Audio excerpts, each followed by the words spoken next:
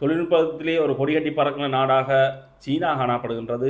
இதற்கு உதாரணத்தை பார்த்தோம்னு சொன்னால், இப்போ சமீப காலத்தில் ஒரு ட்ரோன் ஷோ ஒன்று நடந்திருக்குது. அந்த ட்ரோன் ஷோவில் 10,000 ட்ரோன்கள் பயன்படுத்தப்பட்டதாக தெரிவிக்கப்படுகின்றது. இந்த 10,000 ட்ரோன்களை பயன்படுத்தி செய்யப்பட்ட இந்த ட்ரோன் ஷோ தான் ஒரு சாதனையை நிகழ்த்தியுள்ளது.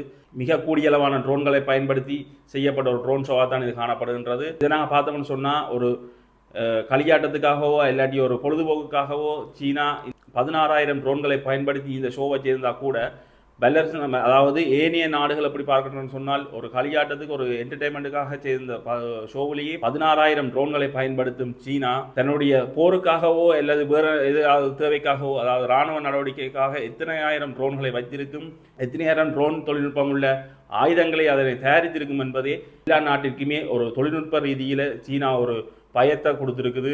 அதாவது 16,000 ட்ரோன்களை சும்மா ஒரு நிகழ்வுக்கே ட்ரோன் ஷோவிலேயே சாதனை படுத்த சீனா போரோ அல்லது இராணுவ நடவடிக்கைக்காகவோ எத்தனை ஆயிரம் ட்ரோன்களை பயன்படுத்தும் என்பதே அந்த நாடுகளினுடைய ஒரு பயப்பீதியாக காணப்படுகிறது.